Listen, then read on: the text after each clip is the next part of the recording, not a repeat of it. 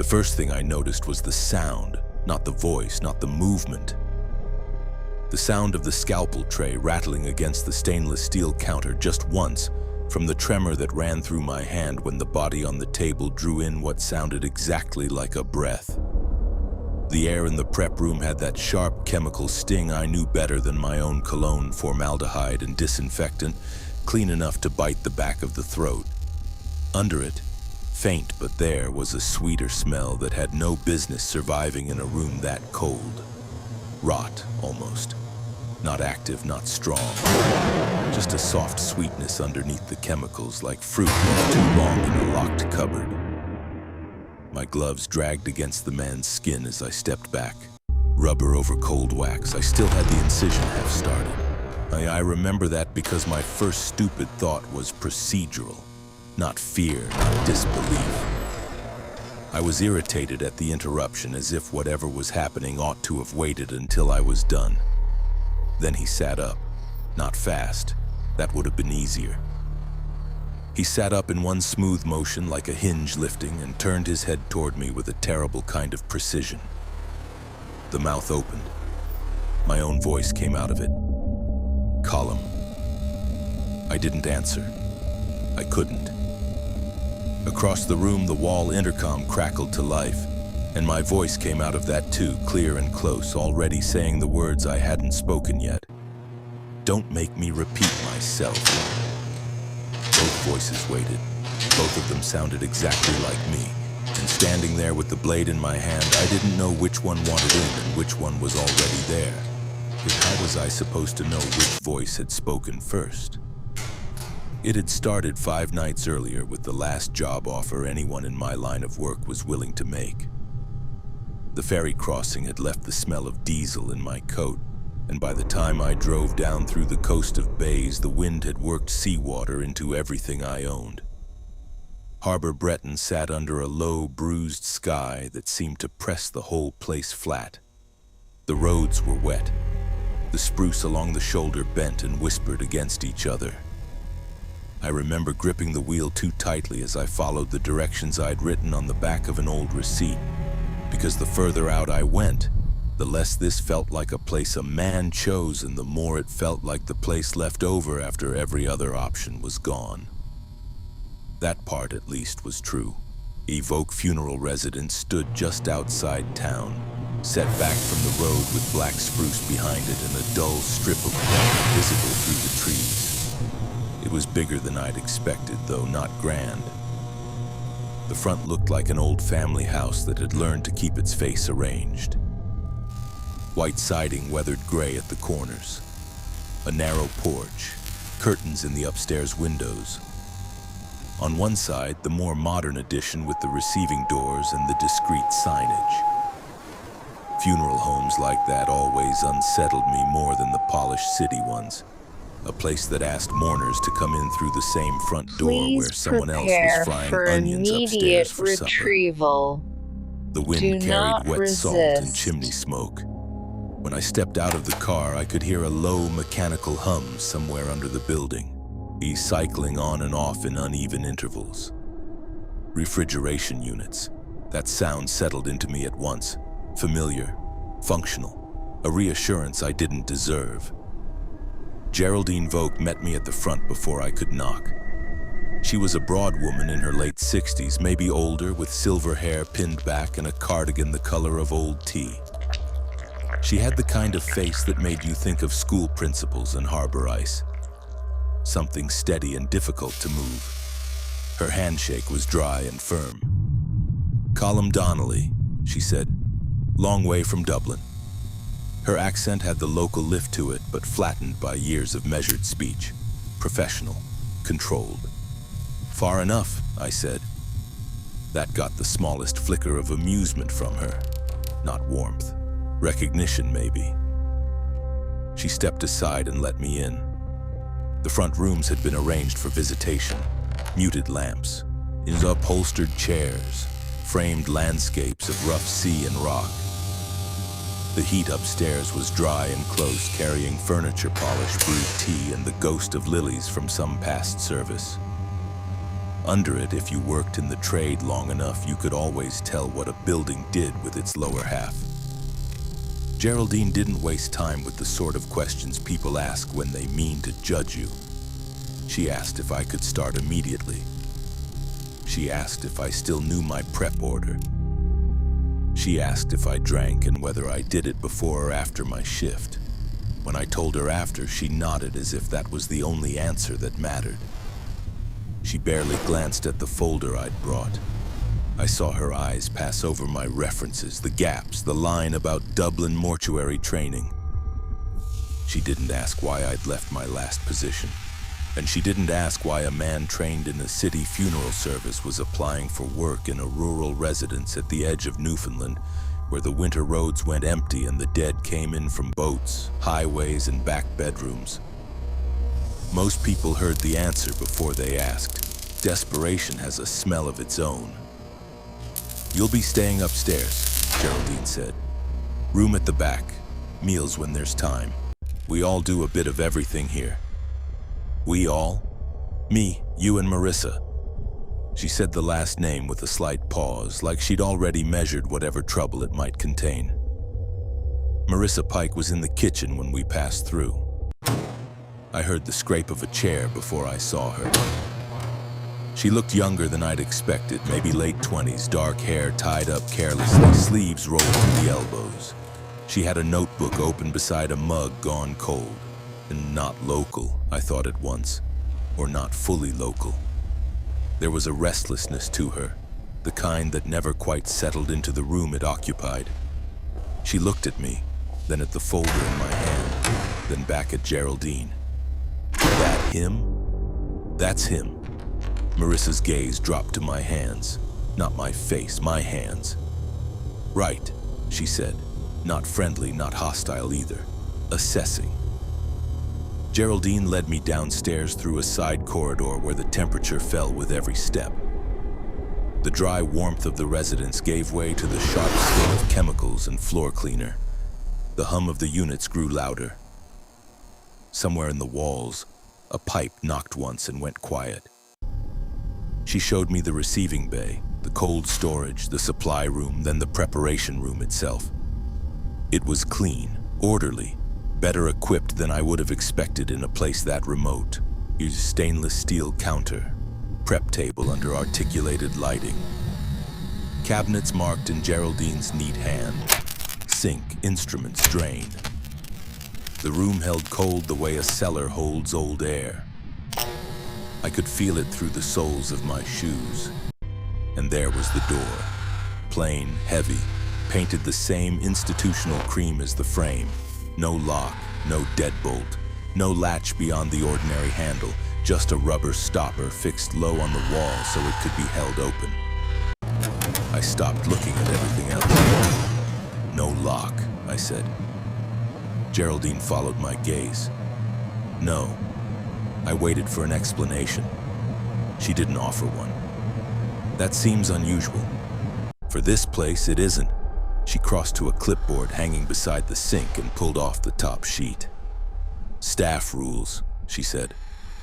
"Read them now. Read them again before every preparation. I don't care how experienced you are. Your routine only helps when you've got the right one." The paper was typed. Old printer ink, slightly faded, 3 lines only. Complete every preparation step in full before leaving a body unattended. If a body moves, secure it immediately and notify management. Do not leave the preparation room door open during active procedures. I read them twice. On paper, they sounded like overcautious policy written after some lawsuit. Something a nervous owner put in place to keep young staff from making mistakes. My eyes went back to the 3rd line, then to the stopper. If the door's meant to stay shut during procedures, why fit a stopper? Geraldine took the sheet from me and put it back on the clipboard. "A door can do more than one job," she said. It wasn't an answer, but she'd said it in the tone people use when they don't mean to be questioned further. Looking back, that was the last moment I mistook strangeness for local habit. She assigned me my first case before supper. A fisherman brought in from a boat, deceased at sea and transferred from the clinic. Standard preparation for viewing. Family expected within 2 days. I nodded like this was ordinary, like I belonged there. Like a man who'd once signed his name to work he hadn't done had any business touching another body with grieving relatives waiting upstairs in the near future. Geraldine put the file in my hand. You start tonight. Alone? Not quite, she said. Marissa assists when she feels like it. From the doorway behind us came Marissa's voice. I always feel like it when someone's new. She'd come down without me hearing her, and there was salt damp on the cuffs of her jeans and a smell of outside air clung to her. Cold and mineral and faintly marine. She looked from the file to me. You read the rules? She asked. I did. Her eyes held on mine a second too long. Which ones? Before I could answer, Geraldine said, The staff sheet is sufficient. Marissa said nothing. She only looked at the door again, then at my hands. I didn't know it then, but that was the first warning anyone gave me in that building, and it wasn't Geraldine's. The fisherman came in just after dusk, zipped in black vinyl that crackled when we moved him. The sound echoed oddly in the prep room, caught by the tile and steel and the low, uneven drone of the refrigeration units next door. I pulled on gloves, and the latex snapped tight at the wrist and then dragged tackily against my skin as I flexed my fingers. Across the room, Marissa checked instruments without speaking. Geraldine had gone upstairs to make a call to the family. The cold bit differently in that room once there was work to do. It focused the body. The sharp chemical sting settled under the tongue. Beneath it came something else, soft, sweet, and wrong. Faint enough that I almost convinced myself it was residue from old drainage traps or flowers brought down with the deceased's belongings. Then another smell braided through it, seawater. Fresh, cold, clean seawater. Impossible in a sealed prep room.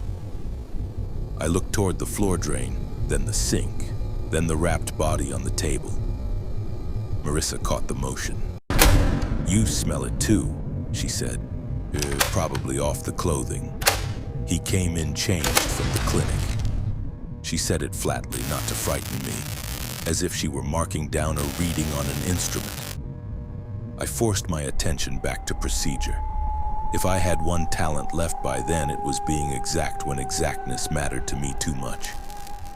I checked identification twice, reviewed the file, verified time of receipt, condition of remains. I laid everything out in order and then laid it out again. When I moved the sheet back from the face, the skin had the chilled, blanched look I expected. But when the back of my gloved fingers brushed the jawline, the cold didn't feel deep enough. Not warm, not truly, just less cold than it should have been. Within acceptable range, I told myself. Recent enough, transport variables. The fishermen brought in from saltwater. And clinic handling could carry a dozen small anomalies that meant nothing. That was how I used to think before Dublin, too. Every mistake begins as a sentence with a reasonable tone. I started the preparation. Slow, full attention. No skip checks, no corners, no trusting my hands to remember what my mind wanted to avoid. I aspirated, I monitored, I repositioned. I noted tissue response and vessel access.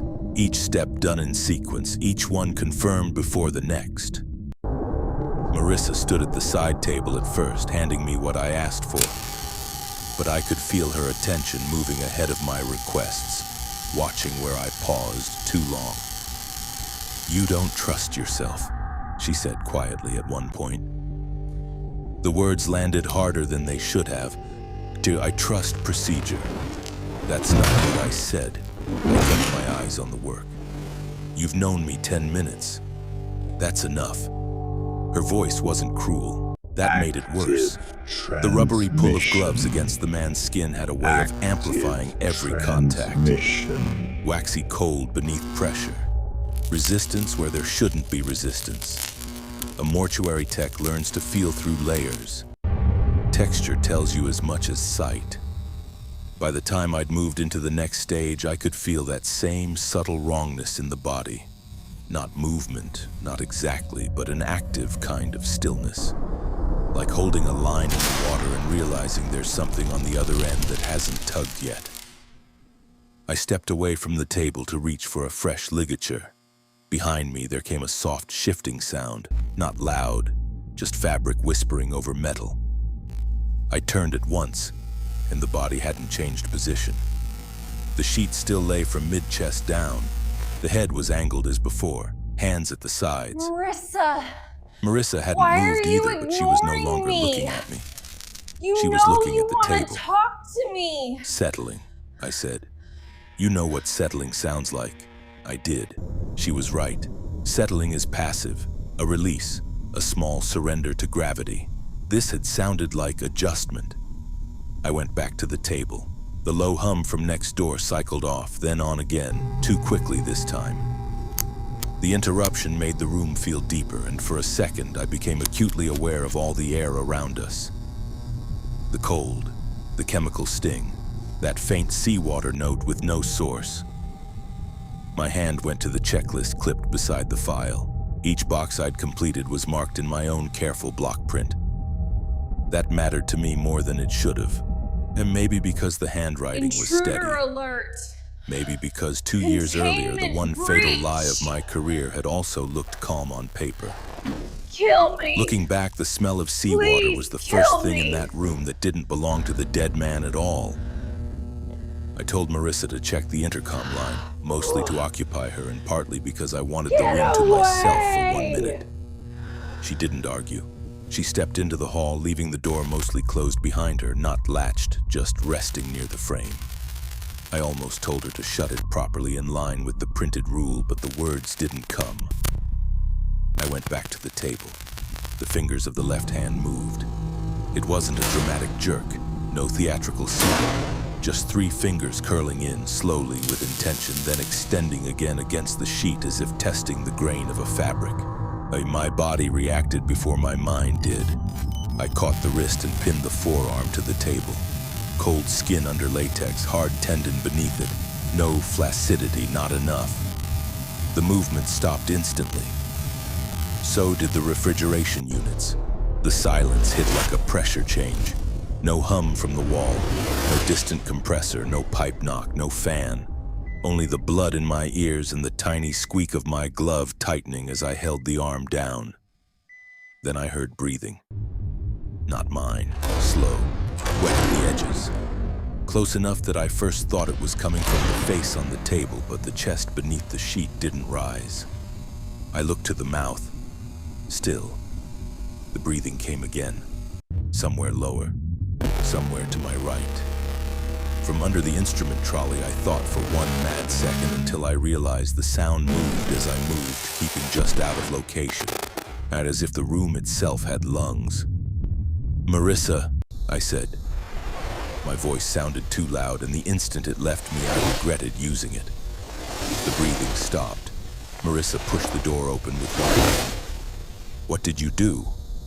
Her eyes went at once to my grip on the wrist. "It moved. And you touched it. That was the rule." "Whose rule?" I let go. The arm stayed where I placed it, but there was now a stiffness in the hand that hadn't been there before. A subtle curl to the fingers as if memory had entered them. The refrigeration units kicked back on.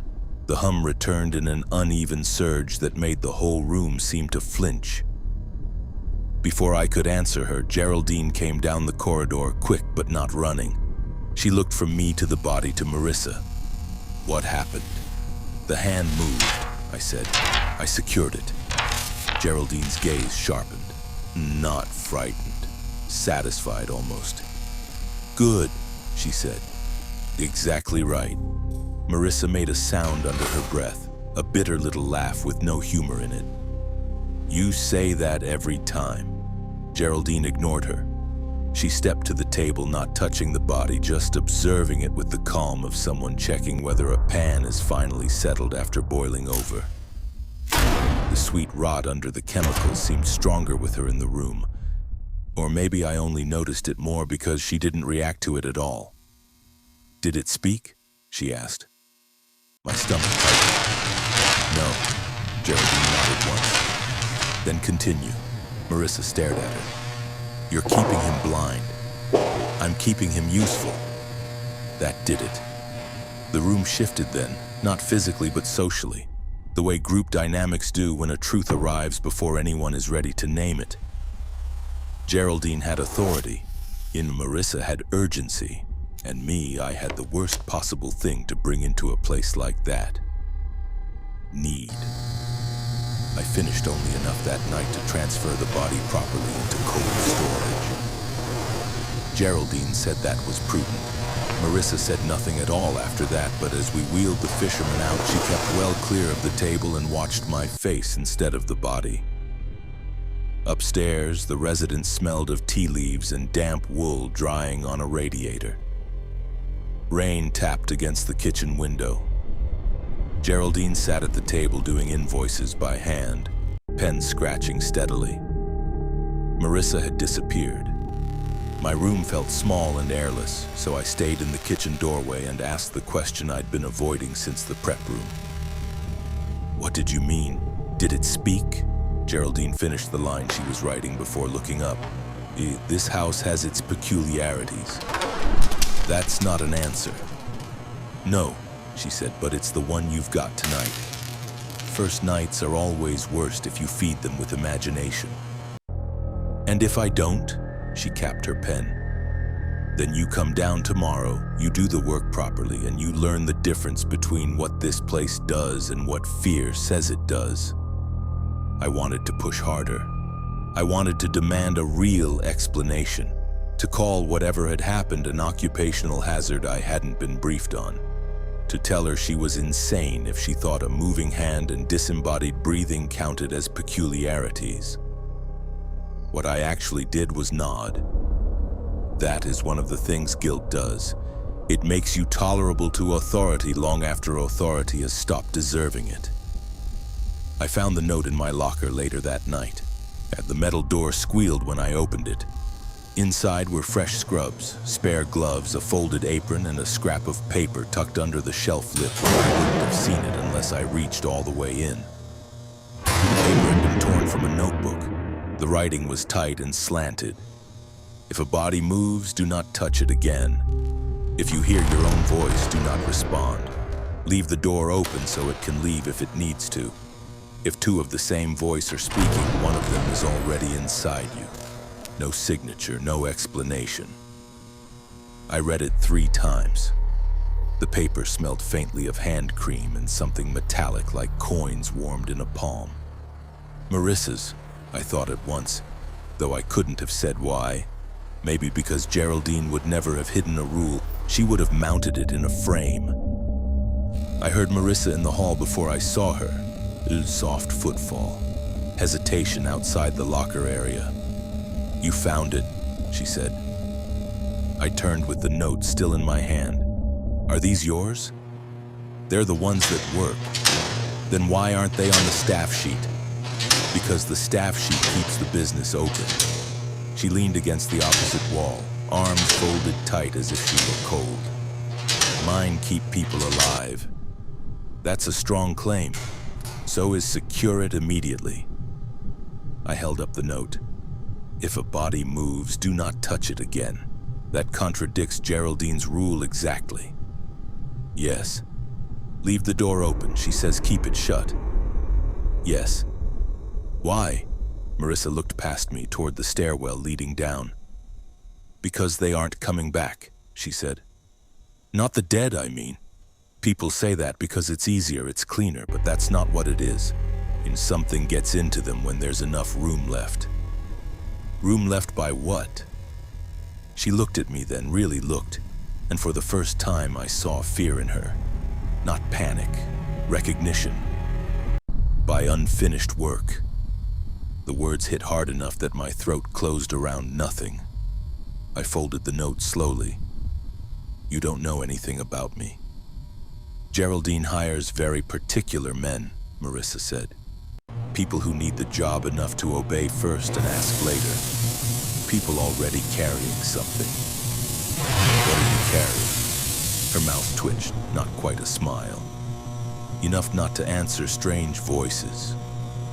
Rain hissed against the windows somewhere above us. Downstairs, faint through the floorboards, the refrigeration unit cycled again. "I saw how you worked," she said. "You checked every step like you were trying to apologize to the table." I said nothing, and Marissa pushed off the wall. "Tomorrow, if that body moves again, don't put your hands on it. Don't answer if it uses your voice. And don't close the door because Geraldine tells you it'll keep us safe." "Then what does the door do?" Her hand settled on the folded note still in my fingers just for a second. Retrieval. Warm. Do not resist. Real. It gives it somewhere else to go. That should have been the moment I packed the car and drove until the road ran out. Instead, I slept badly in a narrow upstairs bed while the house breathed around me. And every time the refrigeration units cut off in the night, I woke convinced someone downstairs had just started speaking in my voice. The next morning smelled of coffee grounds, bleach, and Atlantic rain. Geraldine was already dressed for work. Black skirt, cardigan, practical shoes. And Marissa looked as though she hadn't slept at all. No one mentioned the note. No one mentioned the breathing. We spoke instead about paperwork, family arrival times, flowers needing rearrangement in the viewing room, the ordinary language of death work, the professional script. Trust in a place like that didn't vanish in one blow, it eroded by use. By late morning, the fisherman was back on the table. I insisted on reviewing the file alone before we began. The prep room was colder than the day before, the chemical sting sharper somehow. But beneath it, the same faint sweet rot persisted, and with it the seawater smell, as if a wave had once passed through the room and never fully dried. The clipboard hung where it had before. I reached for it and stopped. Several boxes on the checklist were already marked complete. Arterial distribution checked, feature setting prepared, cavity aspiration completed. The handwriting was mine. Not similar, not close enough. Mine. Same narrow block letters, same slight backward lean on the capital C. Same habit of pressing too hard on the downstroke so the paper dented under it. I looked at the body, at my own gloved hand, at the empty room beyond the half-open door. Then I heard my voice in the hallway. Not from the intercom, not distorted. My voice as if I were standing just outside, speaking conversationally to someone who had known me a long time. Cavity aspiration performed to completion.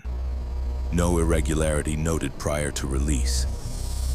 The breath went out of me so quickly it hurt. There are phrases the body remembers even when the mind tries to bury them. And that sentence had lived in a falsified report I signed 2 years earlier in Dublin. I had written it after skipping the full cavity work on a late shift because I was exhausted, rushed, and stupid enough to believe I could get away with the appearance of completion. The family never saw the report. They saw what happened days later when the wake turned and the room changed and grief became another kind of damage no one in that house would have forgotten. I'd heard versions of that sentence in my own head 1,000 times since. Never aloud. Never in my own voice from outside a closed room. Cavity aspiration performed to completion, the hallway voice said again, patient this time. No irregularity noted prior to release.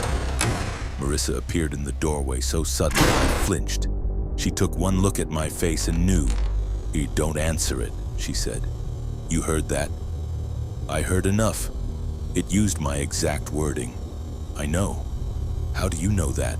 Instead of answering, she crossed to the clipboard, looked at the pre-marked boxes and went pale under the fluorescent light. "You didn't write these today?" "No." She tore the sheet clean off and turned it over as though expecting a trick, blank on the back. When she looked up again, there was anger in her now too, not just fear. "That's how it starts with you," she said. And I hated the certainty in that sentence because it meant she believed I was a category. The voice in the hallway laughed softly. My laugh. "You skipped it," it said. You know you skipped it. Marissa gripped the edge of the counter until her knuckles whitened. Do not answer.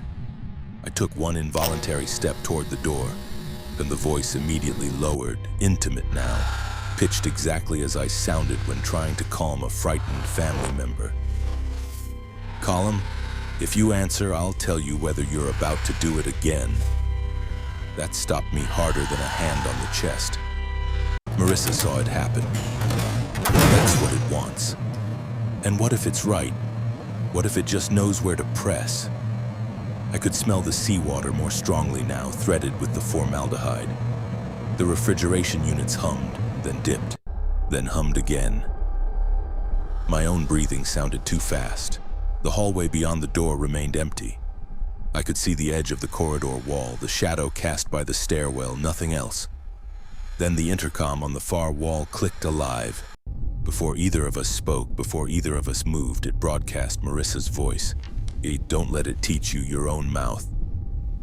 Marissa went still. The sentence hung there between us. 5 full minutes later, when Geraldine came down to ask why we hadn't started, Marissa turned to me and said, word for word, don't let it teach you your own mouth. Not similar, exact. That was the moment the room stopped belonging to sequence. Geraldine looked from one of us to the other, taking in my face, the torn checklist, the untouched body on the table. What now? It knows things it shouldn't, I said. It always does. Marissa rounded on her. You knew it had him already. Geraldine's expression didn't change. If it had him, he'd be answering it. The hallway voice said in my tone, would I? No one spoke. I wish I could say that's when I trusted Marissa completely, or when I finally saw Geraldine as the danger she was. But people don't rearrange their loyalties cleanly in a crisis. Not when one person has knowledge, another has urgency, and both of them might be using you as the piece they need on the board. That was the last ordinary argument I had with my own voice. By afternoon, the weather had turned. The wind found the siding and made the house speak in clicks and soft thuds. Geraldine ordered us back into procedure. Marissa refused. I tried to mediate because that's what frightened men do when they still think conflict is the worst thing in the room. Then both voices called my name at once. One came from the prep table. One came from the intercom. Colum. I turned so fast my shoulder hit the cabinet. The body's head was still angled on the pillow, mouth parted slightly. The lips moved a fraction late, in as though the sound had arrived first and the face was rushing to catch up. On the wall, the intercom grill gave a faint static hiss under the second voice. Same pitch, same cadence, same impossible accuracy. If not for the timing, I couldn't have told them apart. Marissa stepped back at once. Geraldine did not. Listen carefully, Geraldine said. To which one? I snapped. That's the question. The body's mouth moved again. My voice came out of it softer now. You didn't finish. The intercom answered over it. He never finishes. I felt that in my teeth. Not metaphorically, literally. Like standing too close to heavy machinery, the vibration running up through the jaw. The air in the room had gone colder without changing temperature. My skin knew before the thermometer could have. Then Marissa moved toward the door and shoved it wide open against the stopper. Leave it open, she said. Geraldine spun on her. Close that. No. If it crosses the threshold, it won't stop in this room. If he seals it in here, it doesn't stay in the room either. They were talking over me, around me, through me, because I had become the disputed territory. My name came again from both sources. The body voice was nearly right. The intercom voice was perfect. I don't know what made me say it. Pride, maybe. Reflex. The deep animal need to reassert ownership over the sound of your own name. Stop. Both voices stopped. So did the intercom hiss. So did the tiny motion at the body's mouth. Geraldine and Marissa both turned to me with the same expression, and that was almost worse than anything else. Not fear, recognition. I swallowed. In what? Marissa spoke first. Did you mean to say that? Of course I meant to say it. She looked at Geraldine. Geraldine looked back at the body. Then the voice that came next didn't come from the room at all. It came from inside my head. Not a thought, not imagination, not memory. A voice has texture when it's real. This one had mine. It arrived with the same breathless timing I use when speaking too quickly, the same slight roughness on the first consonant. Don't look at the mouth, it said. You're behind. My stomach dropped. I looked anyway. The body's lips had already finished moving. That was the revelation. Not that it could mimic me, not that it could repeat me. That one of the two voices wasn't outside at all, and I couldn't tell whether it had just entered or whether I'd only now learned how to hear it. I backed into the sink. The steel struck my hip cold through the scrubs. Marissa's face changed first. Something like pity, there and gone. Geraldine's face changed second. Calculation. We're out of time, she said. For what? I asked. For deciding where it finishes learning you. Marissa pointed to the body without taking her eyes off me. That's not him yet. Keep the door open. Geraldine said, if you leave it open and it walks, it'll use whatever voice gets it furthest. You're assuming it needs the body. I'm assuming what decades have taught me. I stared at her. Decades of what? She gave a short, tired sigh, as though we were finally late for a conversation she'd hoped not to have. Occupied bodies, she said. That's what my mother called them. Her mother before her called them the unfinished. Same problem, different name. And it happens here when death leaves enough of a shape to be useful and something else arrives before the work is complete. Our rules aren't superstition, Colin, they're management. The word management nearly made me laugh. Marissa didn't. Your rules are containment, that's all. Containment keeps the town alive. Containment feeds transfer. The body on the table opened its mouth and said in my voice, "She's right." No one moved. Then the intercom with my voice said, "So is she." The air seemed to tighten around the open doorway. Hall beyond, Marissa, room within. Escape versus why seal. are you ignoring Spread versus me? transfer. You I understood know then you why there wanna was no talk lock, to only me. a stopper. A locked door suggests certainty. A stopper is for indecision. Geraldine stepped closer to me, careful not to cross between me and the table. Listen to me now. You finished the preparation. All of it. Properly. That's the only way to settle an occupied body before it gets enough coordination to leave. Marissa shook her head so hard a strand of hair came loose and stuck to her cheek. No. That's how it gets out of the body and into whoever finished it. That's why it wants his voice. That's why it's pushing his guilt. It's fitting itself. According to what? Geraldine shot back. According to everyone who vanished after doing exactly what you told them. Geraldine's eyes hardened. No one vanished. Marissa laughed then, one dry, broken sound. That's the problem. Intruder They alert. stayed. I wish I could tell you one of them Containment sounded mad and the breach. other sane. It would have made the choice easier. Kill But that wasn't me. the shape of it.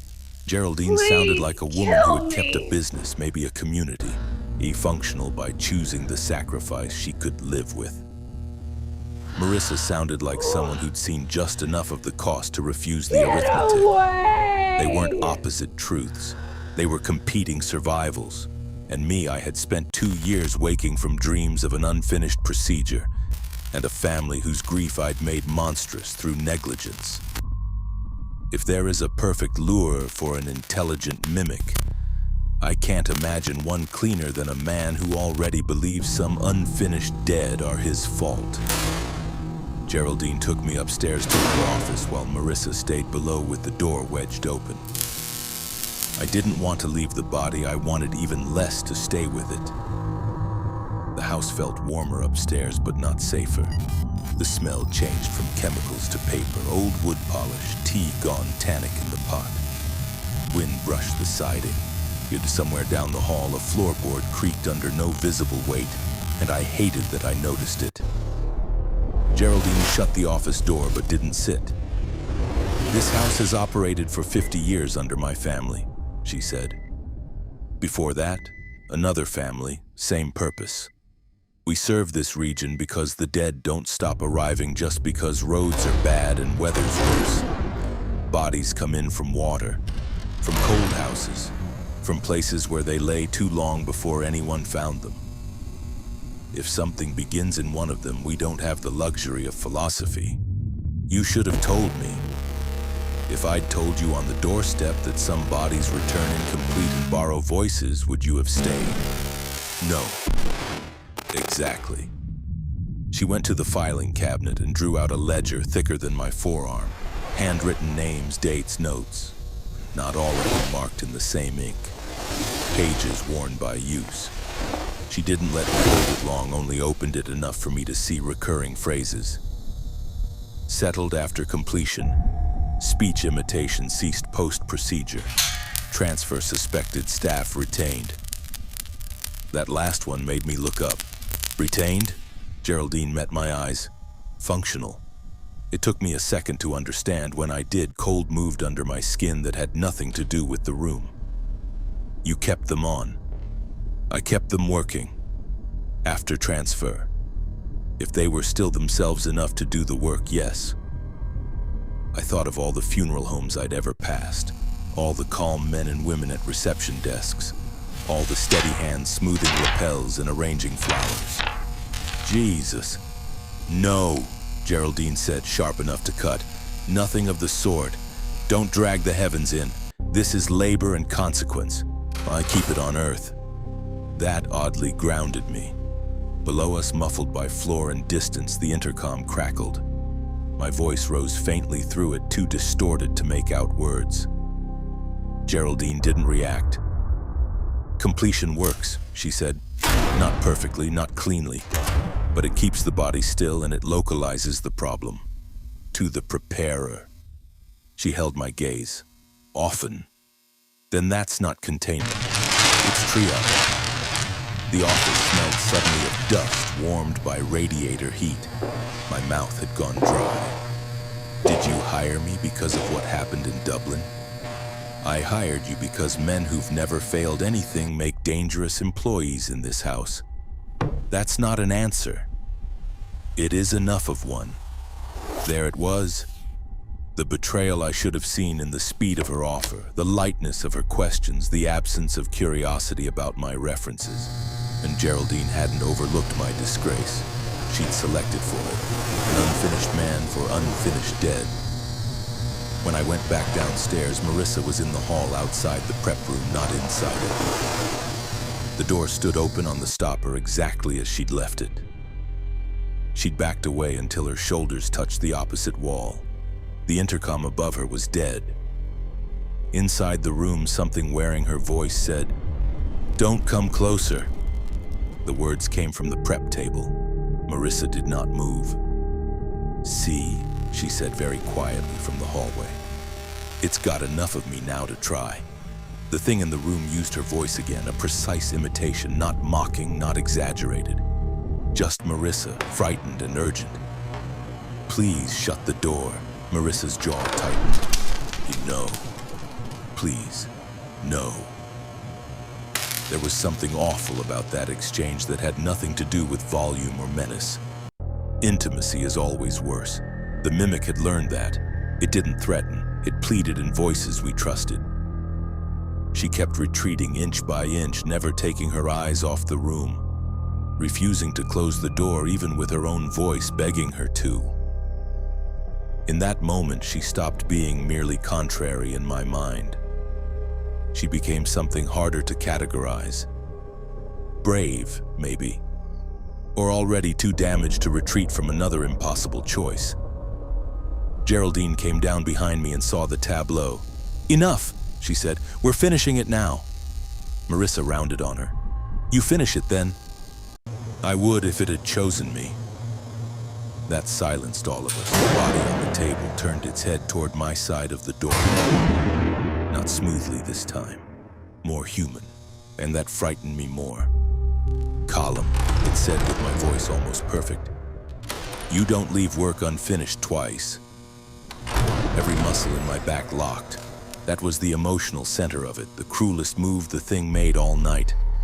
Not the voices, not the motion, the offer hidden inside the accusation. A chance to atone by repeating the error in reverse. The suggestion that this time completion could mean redemption. Marissa saw it happen in me. So did Geraldine. Don't let it use your shame as professionalism, Marissa said. Geraldine said at the same time, professionalism is the only thing keeping this house from losing more people. That was the choice. Leave the body untouched and the door open. Let whatever had occupied it find its own path out of the room and risk the residence, the viewing parlor, the family due the next morning, or the town beyond. Or close the door, enter the room, and finish the preparation exactly as Geraldine instructed, knowing the thing might settle into me when the body no longer fit. People like to imagine moral dilemmas arrive with the correct answer hidden inside them. They don't. The true ones are balanced. You stand in the middle until whatever part of you can still choose begins to tear. I thought of the family in Dublin, not in detail. I'd denied myself that mercy years ago. What came instead was the memory of my own pen moving across a report sheet while telling myself I would make it right before release, then not doing it. The unbearable banality of the lie. The way disaster had entered not with thunder but with paperwork. Then I thought of the family scheduled to come through that front room the following day, bees smelling flowers and rain on wool coats, expecting the ordinary dignity of grief. Marissa touched my sleeve. If you do this, it takes you. Geraldine said, if you don't, it takes whoever answers first upstairs. The body smiled. Not a corpse smile, not post-mortem slackness. A learned expression, one I recognized with a lurch because it was mine when I wanted people to think I had things under control. That decided Please it. prepare Not because for I trusted immediate Geraldine, retrieval. because I didn't trust Do what not wore me. resist. I stepped into the prep room. Geraldine shut the door behind me. The click of the latch sounded final in a way locks never do. Marissa hit the other side at once. Column. I didn't answer. I couldn't risk it now. The room seemed smaller with the door closed, the air denser. The sharp chemical sting was fierce enough to water my eyes. Under it, and the sweet rot bloomed stronger, and the smell of seawater rolled through as if the floor itself were wet. The refrigeration hum rose and fell unevenly. My gloves snapped as I pulled on a fresh pair, and the drag of latex against my skin felt suddenly like someone else's hand. Geraldine's voice came through the door, muffled but clear. Full sequence, no breaks. Marissa's came over it. If it speaks, don't answer. If you hear yourself thinking ahead of yourself, stop. Too late for that, I thought, and hated the thought because it didn't feel fully mine. I approached the table. The body lay still, eyes closed, mouth relaxed. Thank you, it said in my voice without opening its lips. I worked. I won't turn the procedure into spectacle. It was technical, disciplined, and by the book. That matters. What happened next matters more. Each completed step quieted some external sign and heightened some internal one. The voice from the body grew fainter as my own inner hearing grew louder. By the time I reached the latter stages, I could hear my next sentence before deciding it, like an echo arriving in advance. Don't look at the reflection, the voice inside said. There are stainless steel surfaces all over a prep room. Trays, cabinet fronts, the side of the instrument stand. I looked. My reflection lagged by a full second. I moved my hand. The reflected hand stayed still, then followed. I turned my head. The image watched me a beat late, then corrected itself with impossible smoothness. Not a trick of angle, not fatigue. Delay, then obedience. A sound came from outside the door, a thud, maybe Marissa's shoulder against it, maybe Geraldine pulling her back. Voices, not words. I couldn't spare attention. If I stopped then, if I broke sequence halfway through, I knew with the terrible certainty of practical men that I would get the worst of both outcomes. So I finished. The last step settled into place with a quietness that felt obscene. No thunder, no dramatic collapse. The body simply became what a body ought to have been all along. Still, empty-looking, uninterested. At the exact same moment, something in my chest loosened and entered every other part of me. I don't have better language for it. The room went silent, not because the unit stopped. They were still humming, not because the house stilled. The wind still touched the siding, something subtler. The contest for where my voice belonged had ended, and the winner no longer needed to prove it. The latch turned. Geraldine opened the door. Marissa looked at me first, not the table. Her face told me before any symptom did. "What do you hear?" she asked. I meant to say nothing. What came out was, "You should have left." It was my voice, perfectly normal, perfectly timed. The trouble was I hadn't decided on those words. Marissa stepped back. Geraldine studied me with professional interest, so cold it almost felt real. "Can you continue working?" I turned to the instrument tray. In the steel, my reflection had already moved. "Yes," I heard myself say. Geraldine nodded. "Good." That was the end of the main action. The body on the table remained still. It did not rise again. It did not call my name. Physically, whatever had occupied it had been resolved, only not in the way I'd hoped. The rest of that night unfolded with the awful calm of completed procedure. As we transferred the fishermen for dressing and viewing preparation, Geraldine handled the family call. Marissa stayed near the hall and never once stood directly beside me again. I washed instruments, logged materials used, updated the case file in neat, exact handwriting that looked more like mine than my handwriting had in years. Every detail came easily. Too easily. I no longer paused at the steps that had once made my stomach tighten. The old guilt wasn't gone. It had simply been organized, folded, shelved, made functional. That's one of the reasons I can't tell you with certainty whether I survived. Because what returned upstairs with Geraldine looked, sounded, and worked better than the man who'd arrived.